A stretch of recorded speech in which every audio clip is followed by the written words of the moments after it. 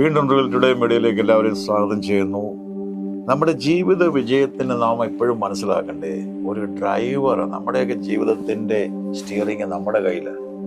പലരുടെയും കയ്യിൽ പലരും സ്റ്റിയറിങ് കൊടുത്തതുകൊണ്ടാണ് ലക്ഷ്യത്തിലേക്ക് പോകാതിരുന്നത്. പലരുടെ ഉപദേശങ്ങൾ, നല്ല ഉപദേശങ്ങൾ കേൾക്കണം വേണ്ടെന്നല്ല, ചിന്താഗതികൾ പോലും തീരുമാനമെടുക്കുന്നതിൽ പോലും പലരെ ഏൽപ്പിച്ചതുകൊണ്ട് യഥാർത്ഥമായ ആ ലൈനിലേക്ക് മൂവ് ചെയ്യാൻ കഴിയുന്നില്ല.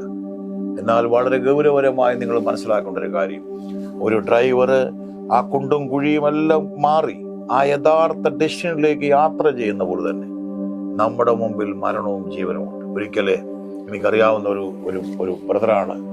അദ്ദേഹം വല്ലാത്തൊരു രോഗാവസ്ഥയിലൂടെ അദ്ദേഹം കടന്നു പോയപ്പോൾ അവിടെ പറയുന്നത് ഇങ്ങനെയാണ്, അദ്ദേഹം പറഞ്ഞു, ഞാൻ ആർക്കും ഒരു ദോഷവും ചെയ്തിട്ടില്ല. അദ്ദേഹം പറഞ്ഞിങ്ങനെയാണ്, ഞാൻ ആർക്കും ഒരു ദോഷവും ചെയ്തിട്ടില്ല, എന്നിട്ട് എനിക്ക് എന്താണ് ഇങ്ങനെയൊക്കെ സംഭവിച്ചത്?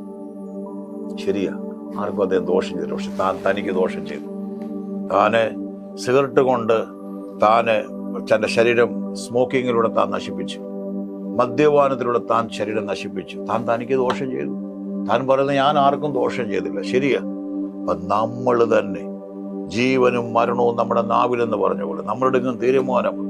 ഒരു ഡ്രൈവർ, ഒരു മിണ്ടാപ്രാണി, ഒന്നിനെ കണ്ടാൽ ആ വാഹനം വെട്ടിച്ചു പോകും, കുഴികൾ കണ്ടാൽ മാറി എന്ന് പറഞ്ഞ പോലെ ജീവിതത്തിൽ വരുന്ന പ്രതിസന്ധികളെ, പരുക്കൻ അനുഭവങ്ങളെ, വേദന നിറഞ്ഞ അനുഭവങ്ങൾ, അതിൻ്റെ നടുവിലെല്ലാം ആ വാഹനം തിരിച്ച് ആ ഡ്രൈവറിന് അറിയാം, ചിലപ്പോൾ ഒത്തിരി പ്രാവശ്യം വേദനയിലൂടെ പോകേണ്ടി വരും, ചിലപ്പോൾ വാഹനം എടുത്ത് കുടയുന്ന പോലുള്ള ഗട്ടർ അതിലൂടെ പോകേണ്ടി വരും. പക്ഷെ തനിക്കറിയാം താൻ ഡെസ്റ്റിനിയിലേക്ക് പോയിക്കൊണ്ടിരിക്കുകയാണ്.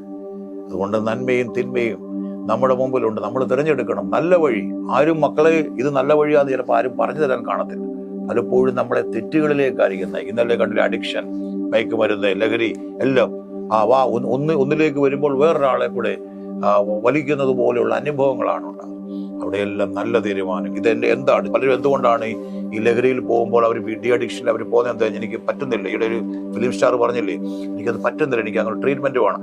എന്താ കാരണം? ആദ്യ സമയങ്ങളിൽ ആ ലഹരി ഉപയോഗിക്കുകയാണ്. ഇതിനൊരു അടിമത്തമുണ്ട്, ഇതിന് അഡിക്ഷനുണ്ട്, ഇതിനെ നിത്യനാശത്തിലേക്ക് കൊണ്ടുപോകും, ഇതെന്നെ നിയന്ത്രിക്കും എന്ന് ആദ്യം നമ്മൾ ചിന്തിക്കണം. അവിടെ നല്ലത് തിരഞ്ഞെടുക്കാൻ ദൈവം നിങ്ങളെ ശക്തീകരിക്കട്ടെ.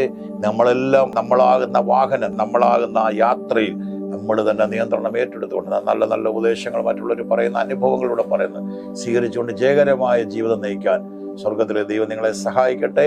മരണവും ജീവനും നിങ്ങളുടെ മുമ്പിലുണ്ട്. നല്ലത് മാത്രം തിരഞ്ഞെടുത്ത് നല്ലവരായി ജീവിക്കാൻ ദൈവം നിങ്ങളെ സഹായിക്കട്ടെ.